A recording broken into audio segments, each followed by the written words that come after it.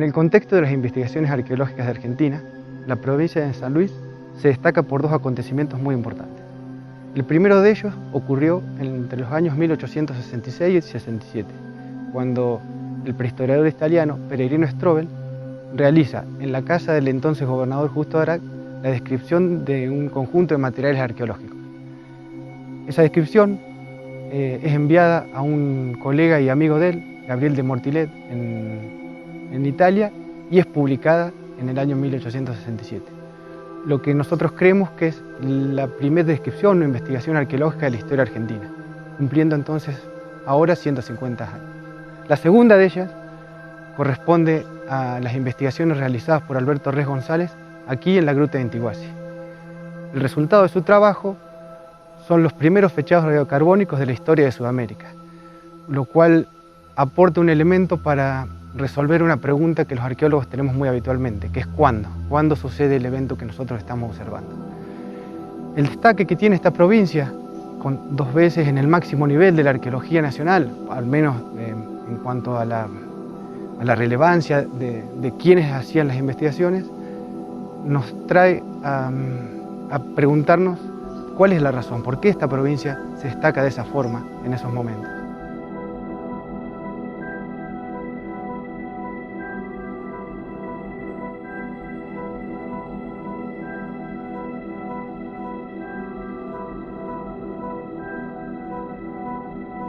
Por eso nosotros queremos ver cuál es el desarrollo local de esta arqueología tan importante. Y creemos que la mejor forma de abordarlo es analizando lo que es el registro arqueológico más importante, más estudiado y también el legado más importante de los pueblos originarios de esta provincia, su arte rupestre.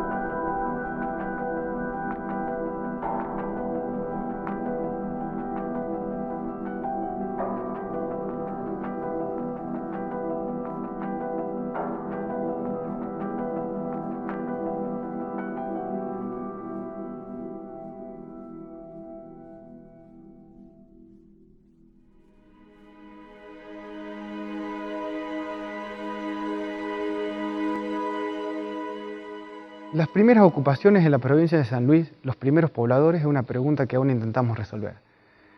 Las evidencias iniciales corresponden a un conjunto de puntas cola de pescado, tecnología FEL, que fue estudiada por la doctora Gisela Asario en la zona de la Estanzuela, de Estancia en la Suiza. Con posterioridad a ese momento, que es un momento de ocupación de hace unos 12.000 años, tenemos una ausencia de evidencias, un vacío arqueológico de unos 2.000 o 3.000 años. La ocupación vuelve a hacerse notoria hace unos 8.000 años, donde comienza la secuencia de Intiguasi. Durante toda esta secuencia, en el Holoceno medio y parte del Holoceno final, se registra un aumento constante de ocupación de la provincia de San Luis. No solo en este espacio, sino en el sur, en la zona de Alto Pelado, La Baixe, y también en el oeste, comienzan a encontrarse evidencias de una reocupación de los espacios permanentes.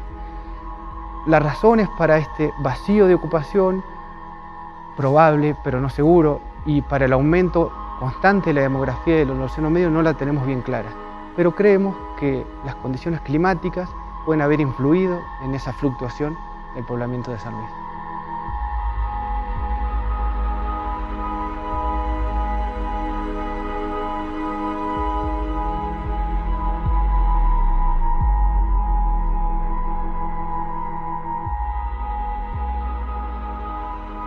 Si algo caracteriza a la arqueología es trabajar de manera interdisciplinaria, y nosotros trabajamos muchos con geólogos, con ecólogos, con paleontólogos, que nos aportan lo que nosotros les llamamos las reconstrucciones paleoambientales de los paisajes, de los ambientes en el pasado, ¿no?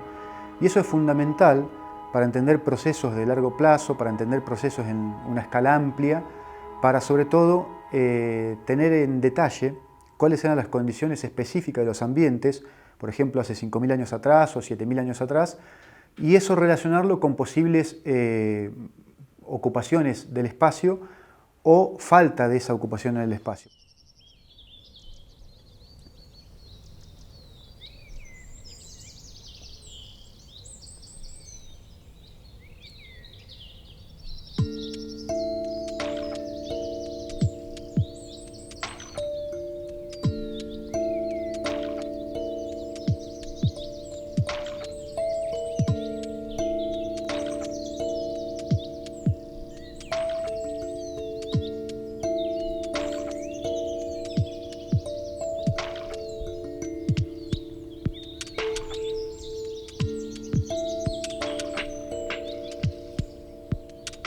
Las evidencias que existen de los primeros pobladores en la región tienen muchísimo que ver con una datación que se llama, que es una edad radiocarbónica establecida para la gruta de Intihuasi, que es más o menos 8.000 años, ¿no? Fue la primera datación radioisotópica que se hizo para la Argentina, que la hizo Alberto Rey González en Estados Unidos, y ese momento casualmente, esos 8.000 años de antigüedad, es una etapa en las condiciones paleoclimáticas que se llama un óptimo cálido que existió, o ipsitermal.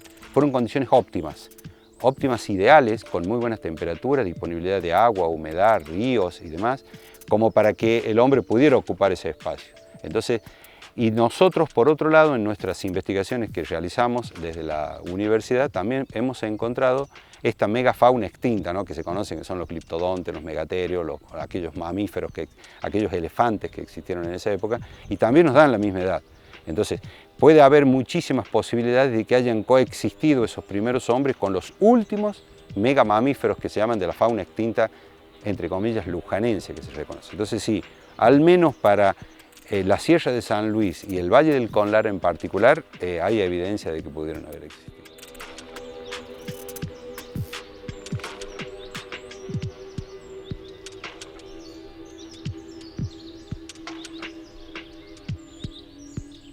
Lo que estoy buscando con todas las relaciones es un tema de cómo se estructura el espacio a partir de una formación sociocultural específica.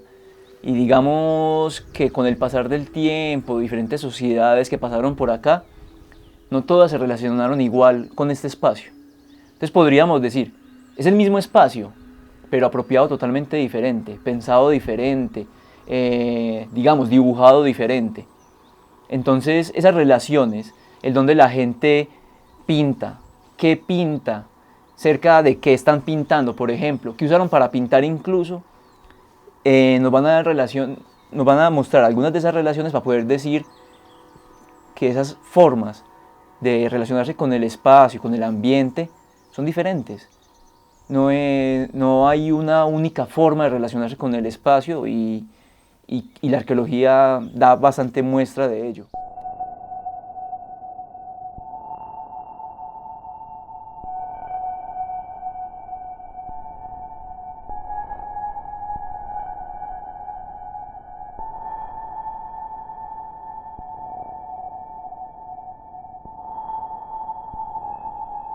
El arte rupestre es una manifestación cultural de los grupos humanos en el pasado, muy específica, muy concreta, que tiene la importancia de brindarnos un panorama o una información vinculada a ciertos aspectos relacionados con la cosmovisión de los grupos humanos en el pasado.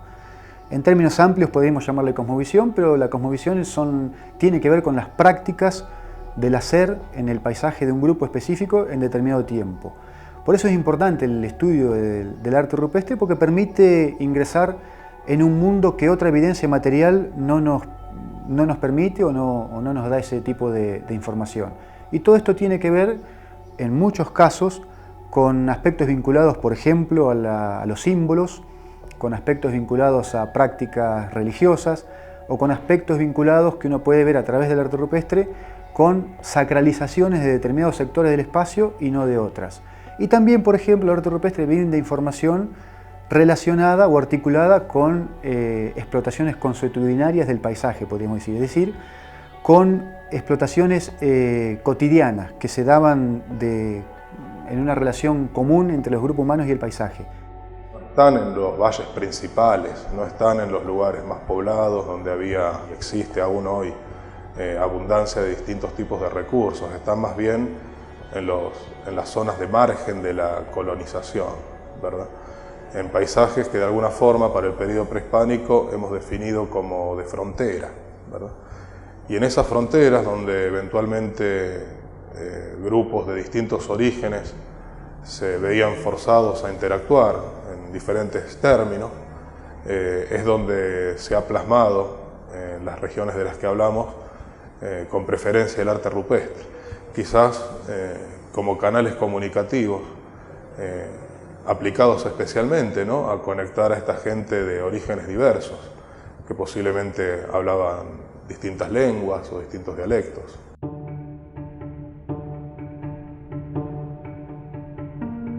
A mediados del siglo XIX, Argentina se encontraba en un proceso de repensarse como país. En ese proceso, la Universidad de Buenos Aires incorporó investigadores prestigiosos e investigadores extranjeros. Esa incorporación trajo a Peregrino Strobel, un prehistoriador muy conocido italiano, a la Universidad de Buenos Aires. El 7 de julio de 1865 dicta lo que sería la primera clase de geología de la historia argentina. Luego de dictar clases durante ese semestre en la universidad, lo que hoy es la Universidad de Buenos Aires, le es financiada el primer viaje arqueológico, el primer viaje de investigación de la historia argentina. Realiza observaciones geológicas y paleontológicas en Mendoza y en Chile. Al regreso de esa investigación, se aloja en la casa de Justo de Arad, donde observa materiales arqueológicos que pertenecían al gobernador. Esos materiales son descritos y puestos en una carta enviada a un amigo que vivía, un amigo y colega que vivía en Parma, en Italia. Esa carta es publicada en una prestigiosa revista francesa y es lo que hoy entendemos la primera descripción o investigación arqueológica de la historia argentina, que ocurrió entre finales de 1866 y principios de 1867.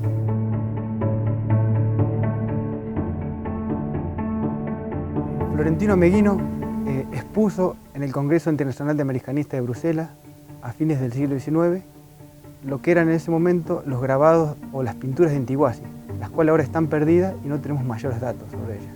Germán Lachmann, un conocido investigador, afincado durante muchos años en San Luis, un naturalista, también realiza menciones para ese periodo en las sierras de San Luis. Ya en el siglo XX, las menciones de Juan Gess, un conocido historiador local, y un conjunto de científicos que venían del Museo Etnográfico de Buenos Aires, como Viñati, Greslevin, Aparicio y Outes, realizan una profunda investigación del arte rupestre de San Luis, entre otras cuestiones. A mediados del siglo XX, Dora Ochoa Ramón, una maestra rural que vivía en Concarán, realizó un relevamiento muy profundo del arte del departamento San Martín. Su trabajo excedió los límites de la provincia y logró interactuar con investigadores de Argentina y América, incluso presentándose a congresos internacionales. Ella, como Julio Domínguez, Aldo Asburger y otras personas más de San Luis, colaboraron tanto con el profesor Gambier como con Mario Consen, quienes fueron los últimos arqueólogos durante ese siglo en realizar investigaciones.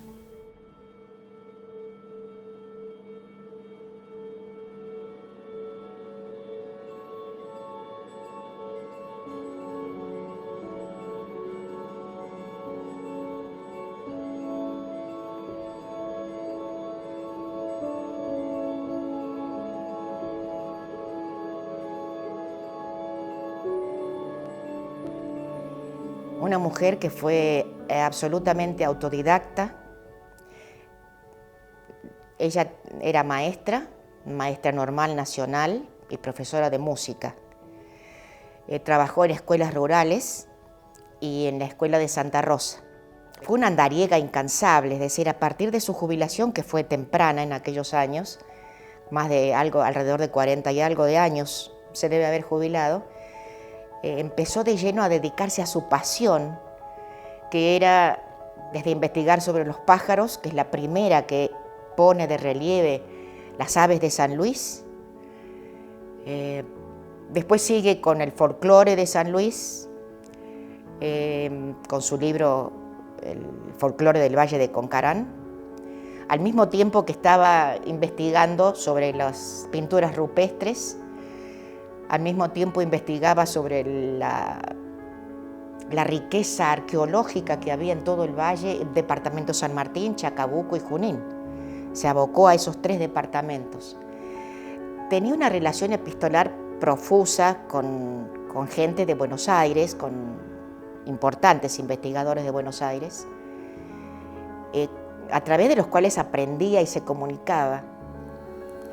Cada uno de ellos, bueno, estaban todos fascinados, sacando fotos, y por ahí se empezaban a dispersar por la zona, y alguno pegaba un grito de que había encontrado otra pintura y estaba atrás de un matorral, por ejemplo, que estaba en un pequeño alero. Entonces cortaban el matorral y aparecían todos corriendo con las cámaras y chochos lo que habían encontrado en otra pintura, ¿no? Que capaz que no había sido relevada. Por ahí alguno encontraba una punta de flecha. De modo que fue una mujer realmente excepcional en cuanto a la diversidad de temas que abordó, estudiando en la soledad de un pueblo pequeño. Es decir, no dejaban nunca de investigar, de aprender, de estudiar, como estudiar el embalsamamiento de aves por correspondencia.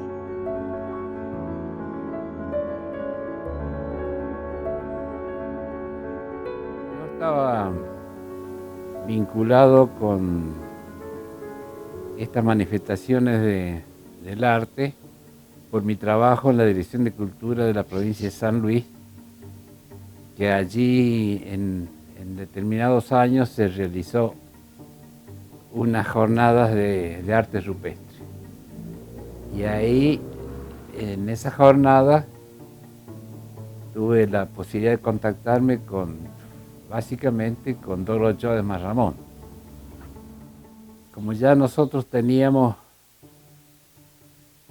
contactos acá en Luján, y sabíamos que había un sitio con pinturas en Luján, la invitamos a ella que viniera a Luján y fuimos con Dora Ochoa Marramón y un vecino que nos guió hasta la gruta de la Piedra Blanca, que se llama.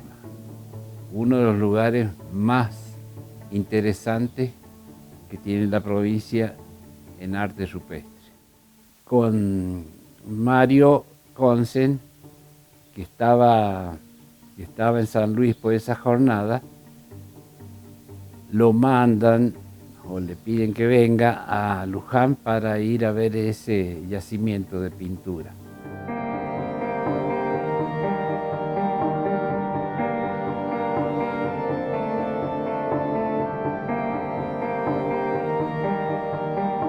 Mario Consen es un reconocido investigador uruguayo, especialista en arte rupestre, que seguramente llegó a San Luis durante el año 1982 para el Congreso Argentino de Arqueología, que tuvo lugar en la ciudad.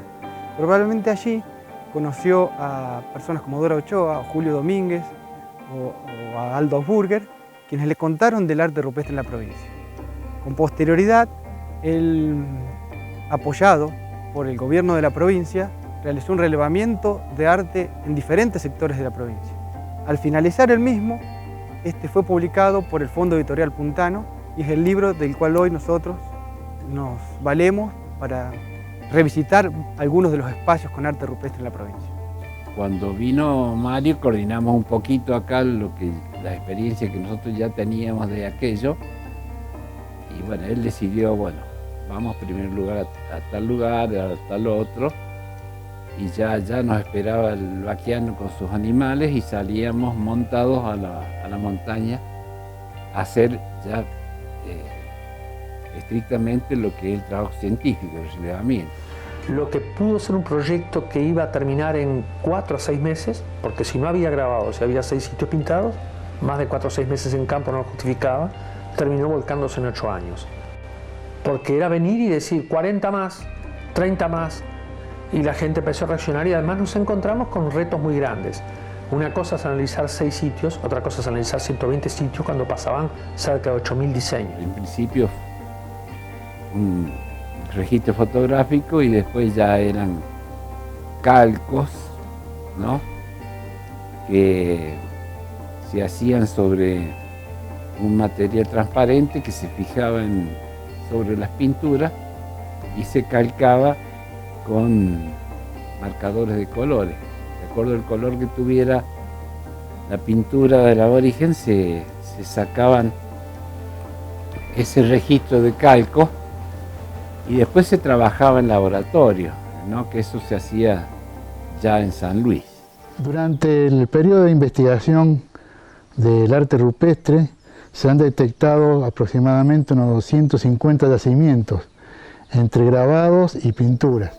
Aldós Burger había participado de aquellas jornadas de arte rupestre y se hizo práctico, digamos, en todos los sistemas. Él era de ascendencia alemana, entonces todo lo que era el manejo de máquinas y las técnicas, él las asimilaba muy bien. Era un soporte adecuado para poder ir haciendo todas las tareas que Consen quería que se hicieran. Y con Aldós Burger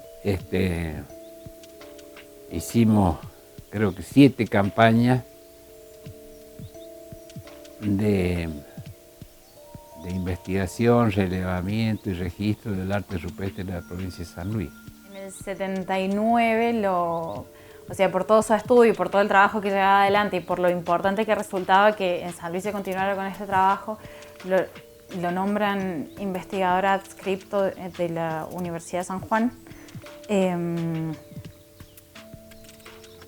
No era su formación, o sea, él tenía formación militar y su mundo hasta que descubrió la arqueología era en los aviones. Entonces, también resulta quizás medio extraño, pero sí tiene trabajos publicados y el libro con Mario, que en realidad el libro, el autor es Mario y él es colaborador, es como que toman el trabajo de Dora Ochoa de Masramón como punto de partida y basándose quizás en algunos sitios que ella había relevado, complementaron con quizás algunas técnicas que eran más nuevas, como pueden ser las de fotos u otras cosas. Fue como un complemento, digamos.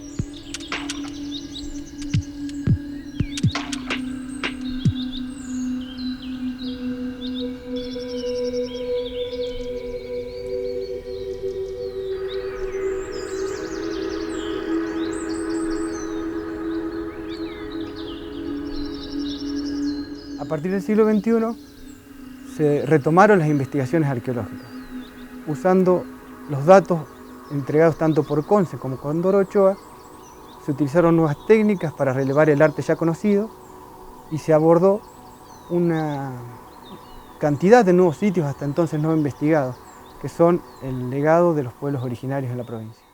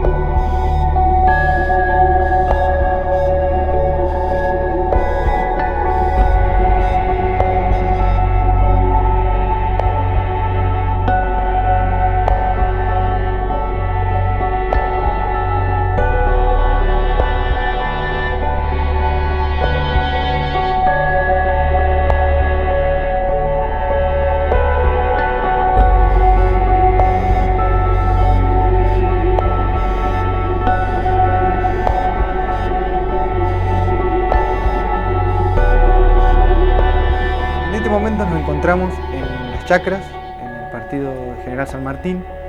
Estamos en el principio de la Mesilla del Cura, específicamente en un lugar que se llama Cañada de la Víbora, que podríamos decir que es un lugar que conecta a la Mesilla del Cura con los llanos del norte, de la zona de Quines probablemente. Y estamos en lo que podría ser una de las pinturas rupestres más altas de la provincia de San Luis.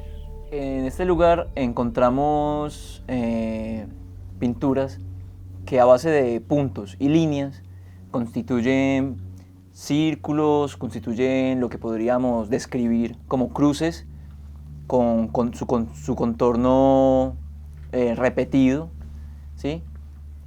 Y hay un motivo muy específico y que captura toda la atención del panel, que es una especie de línea con algunas protuberancias, podríamos decir, y rodeado por secuencias de puntos.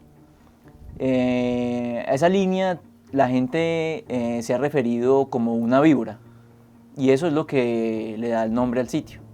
Cuando Mario Consens realizó su trabajo a mediados de la década de los 80, fue asignando algunos estilos a lo que fue pintando y también le fue agregando una antigüedad. Sin embargo, a las de Quebrada de la Víbora no le pone ninguna antigüedad temporal y tampoco las introduce dentro de uno de los estilos. Por tanto, no sabemos mucho, hemos visto que algunas de las cosas que él pintó, que él describió, no están en el mismo lugar, se han borrado, y otras que él no describió las encontramos. Estamos en una primera etapa de trabajo. En el caso de pinturas rupestres, así como pinturas rurales, tenemos una condición muy específica, que estas pinturas contienen mineral magnética que se llama hematita y tiene que ser forzosamente color roja. Inclusive es la mineral que le da color a la pintura. No se puede utilizar otro color de pintura porque no contiene mineral magnético. Ocurre que cuando se aplican la pintura, o que se aplicaban, digamos, en periodos prehispánicos y además prehistóricos, minerales magnéticos están libres a orientarse y antes de secarse ellos se orientan hacia el campo magnético que existe. De esta forma, luego en laboratorio nosotros buscamos a obtener esta configuración y comparar los registros geomagnéticos a través de parámetros magnéticos con la variación ya conocida, determinando así la edad absoluta de las pinturas murales y rupestres. Estos motivos, cuando los comparamos a una escala, digamos, mega, que excede lo regional, vemos que por lo menos también así se presentan hacia el sector norte, lo que sería La Rioja, y bueno, y más allá. Y lo que vemos en las sierras, en diferentes lugares, es que podrían empezar a presentar elementos que podrían sugerir conexiones con otras regiones.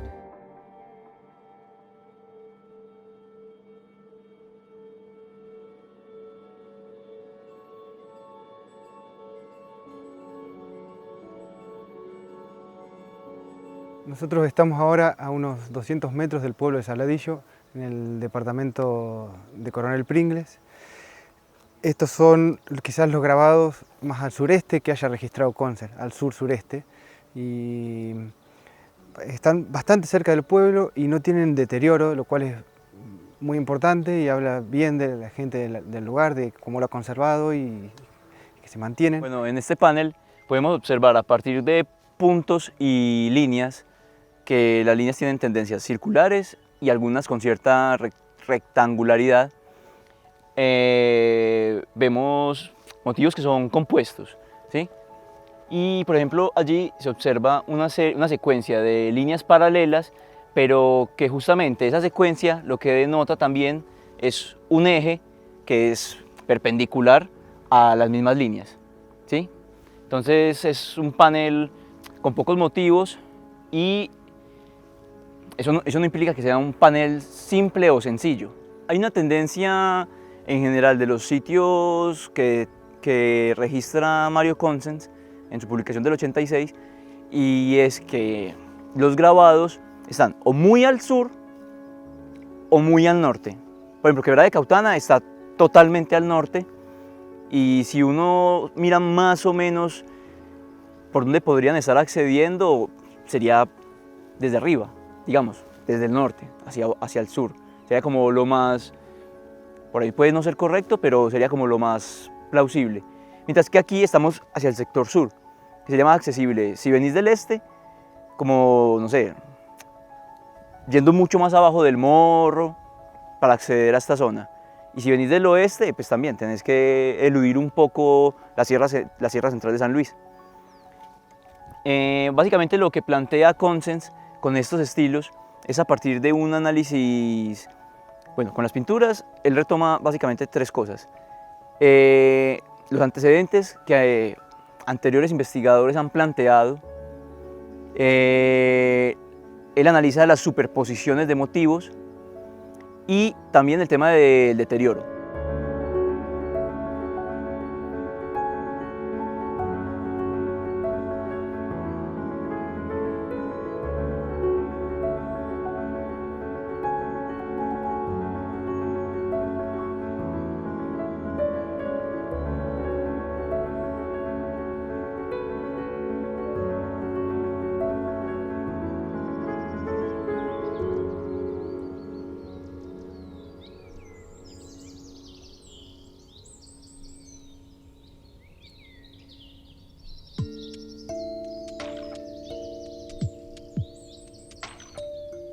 Lo que estamos haciendo es un relevamiento con una técnica que se conoce como fotogrametría.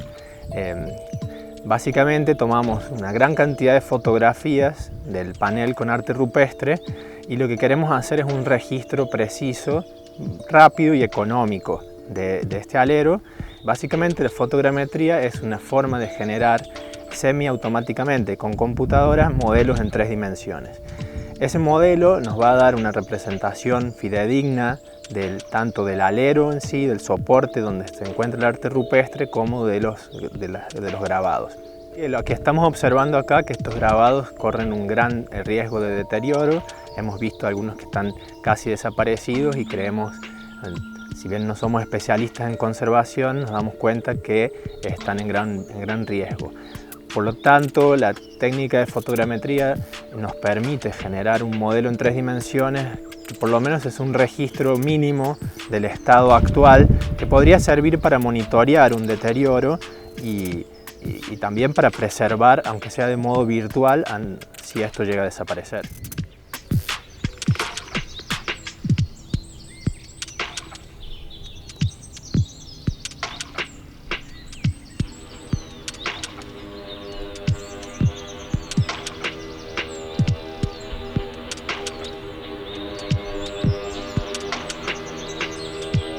Estamos en el departamento de Coronel Pringles, a pocos metros del río Cañada Honda, y este es un sitio arqueológico con arte rupestre con el mismo nombre, Cañada Honda. En este sitio lo que podemos observar básicamente son líneas pintadas, y la relación de esas líneas configuran lo que muchos, tanto arqueólogos como visitantes, han interpretado como guanacos. Están hechos con pintura blanca básicamente. Pero en este sitio es interesante y también un poco triste que es muy evidente el uso en diferentes momentos de la historia, porque no solamente vemos esas líneas que podrían ser guanacos, sino que vemos publicidad política, el nombre del que visitó y quiso dejar su nombre, una de las grietas que se encuentra en la roca está llena de basura. Vemos también un fogón donde posiblemente se comieron un rico asado, y hay muchos elementos que básicamente lo que muestran es que quizás no es la mayoría, pero un grupo importante de la gente que viene a visitar el sitio lo que ha hecho es destruirlo en realidad. Y quizás su intención no era destruirlo, pero lo han hecho.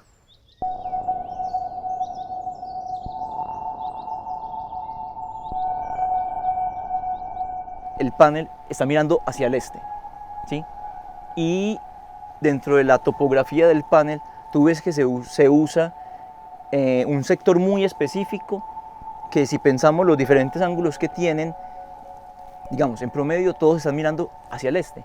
Otra parte del panel que mira un poco como hacia el sureste no está siendo utilizado, por ejemplo.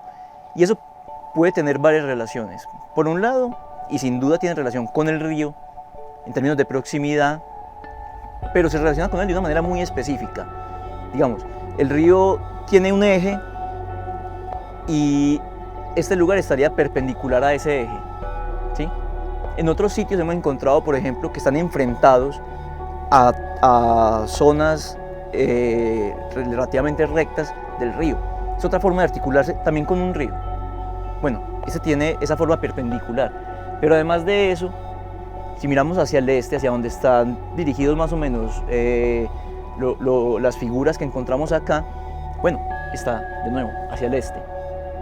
Bueno, justamente en el este tenemos los amaneceres y tendríamos que explorar si hay o no relación en ese sentido.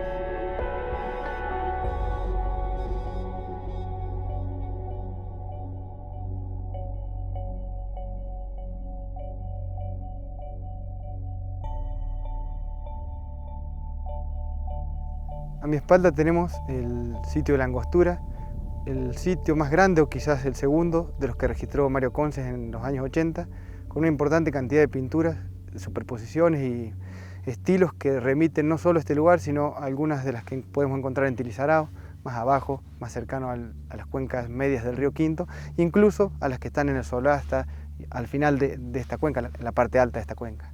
Yendo pues como a la interpretación tradicional que se ha hecho del arte rupestre, este motivo que está acá se asocia con la pisada de ave, una huella. Este otro motivo se asocia normalmente con un lagarto, y este otro motivo que justamente muestra el tema de superposiciones o el uso en un mismo momento de diferentes tintes, porque notamos como un relleno amarillo que está sobre algo rojo y puntos que delimitan ese tinte amarillo en secuencia de puntos blancos. La herramienta del D-Stretch lo que plantea es, con una fotografía, manipular el espectro de color y dándole realce a cierta parte del espectro, poder identificar no solamente mejor motivos que ya vemos, sino poder observar motivos que en este momento a nuestro ojo no se logran ver. Entonces te permite no solamente ver nuevas cosas, ver mejor las que ya vemos, sino también empezar a mirar cuáles están encima de cuáles.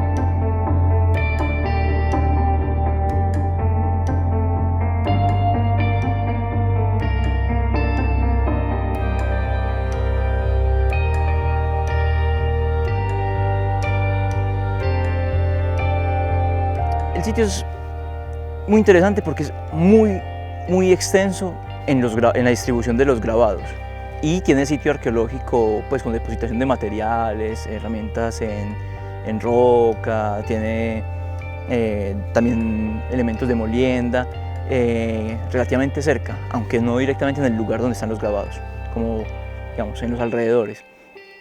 Además de eso, está relacionado de forma directa con el arroyo. Lo que encontramos acá es una ubicación del arte muy diferente a lo que veíamos antes. Antes era un solo panel muy grande con el arte concentrado, y acá en lugares muy bajitos en frentes de la roca se ven grabados en diferentes sectores. De hecho, entre el primer y el último grabado hay más de 300 metros y al estar tan bajitos nos ha costado, estamos en esa tarea de recuperarlo. Básicamente hemos visto dos cosas. Por un lado, que no sería un error el hecho de que, por ejemplo, hay representaciones que él no vio. Y claro, estamos seguros que nosotros hacemos un trabajo súper detallado y después viene otro y encuentra otra cosa. Encuentra otro que se nos pasó a nosotros. Eso es normal. Lo que encontramos que puede ser un error, no necesariamente de él, es por ejemplo con la ubicación de algunos paneles. De hecho, hasta ahora nos ha pasado con uno. Sí, algunos no, de un panel en realidad, hasta ahora. Y es porque cuando él presenta el mapita para la ubicación, nos movemos desde uno que ya ubicamos de él en relación a ese, hacia donde debería estar y la distancia que debería estar, y no lo vemos. Pero también hay un asunto. Están cada vez más desgastados. Es posible que esté ahí, que hubiera estado ahí y no lo estemos viendo. Entonces no sabemos si es un error. Quizás es mala suerte de que simplemente ya no está.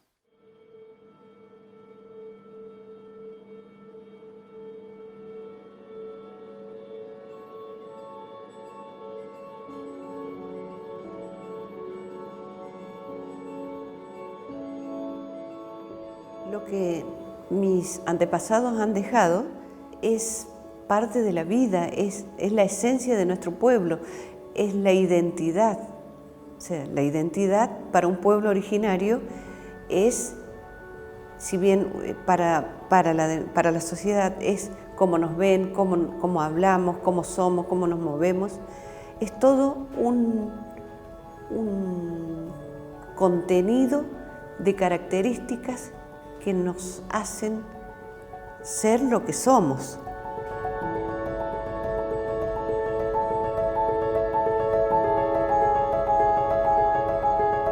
En los últimos 3.000 años, las condiciones climáticas comenzaron a parecerse a las actuales.